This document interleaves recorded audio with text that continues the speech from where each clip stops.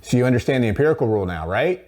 And measures of relative standing? If not, I'll link to a video at the end to help you with a refresher. In this video, I'm going to put those two ideas together. I consider both of those fairly straightforward ideas. But what happens when we put two straightforward ideas together in statistics? We'll find out. Let's go. Give me 6 minutes and I'll teach you something new. Now, let's get to work. Hi, Mark here from 6 Minute Statistics. What you're looking at is a picture of what the empirical rule tells us. Earlier we learned that approximately 68% of the data fall within one standard deviation of the mean. 95% fall within two standard deviations of the mean, and approximately all, or 100% of the data, will fall within three standard deviations of the mean. You may recall that these numbers really only worked if we're dealing with a mound-shaped symmetric distribution. For other distribution shapes and sizes, all bets are off, and this video won't apply. We also have looked at the two most popular measures of relative standing, percentiles and z-scores. We'll come back to the percentiles. I want to start with z-scores. Why? Because they're the easier one to work with. The z-score, you might remember, tells us the number of standard deviations an observation falls from the mean and whether it falls above or below the mean. That's going to be indicated by the positive or the negative side. Now in this curve, suppose for an instant you're standing at the value of the mean. You are Mr. or Miss Mean. How many standard deviations do you fall from the mean if you're located right at the mean? 0, you say? That would be correct. You fall 0 standard deviations from the mean, so you're going to have a z-score of 0. Now if I move 1 standard deviation above the mean, I moved 1 standard deviation above the mean, the z-score there is positive 1. 2 standard deviations above the mean, positive 2. 3, positive 3. Simple, right? If I look at the number of standard deviations below the mean, the z-scores are the same values. It's just a negative 1, a negative 2, a negative 3. Pretty straightforward. When I teach this topic in the classroom, I generally get the same thought you're having right now. Is that it? Isn't it more complicated than that? It's not. Remember my motto? Keep it simple, student. Working with z-scores in the empirical rule definitely keeps it simple. Working with percentiles in the empirical rule, however, that's a little different. Let's take a look at that here. The empirical rule tells us, remember, that 68% of the data fall within one standard deviation of the mean. So if I'm one standard deviation above the mean, what would the percentile be there? It's not 68%.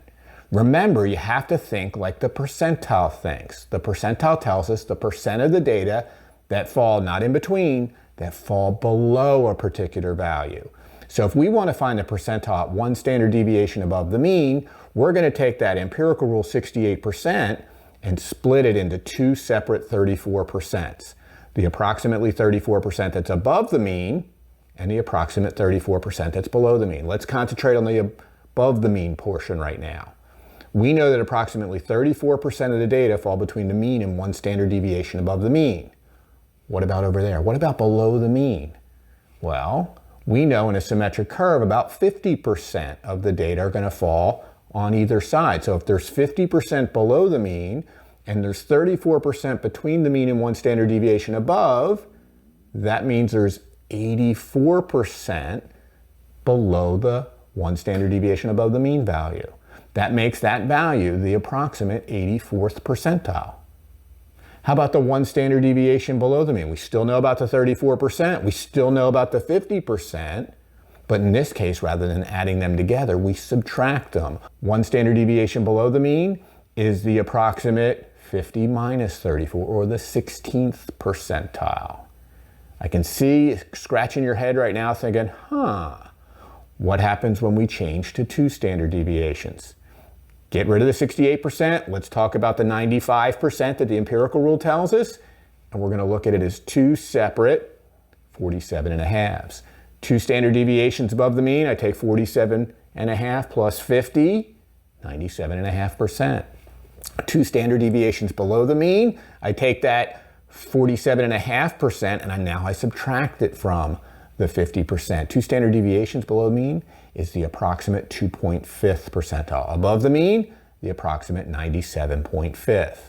If I go one more to three standard deviations, hopefully you'll see that it'll be the 0th and the 100th percentiles.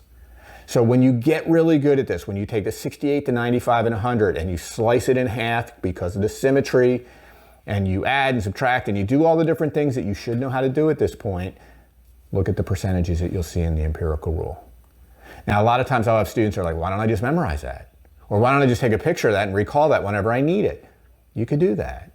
But here's what I generally suggest students do. Don't memorize. Memorizing is an easy way out. It's also cheating yourself. It's cheating yourself of knowledge.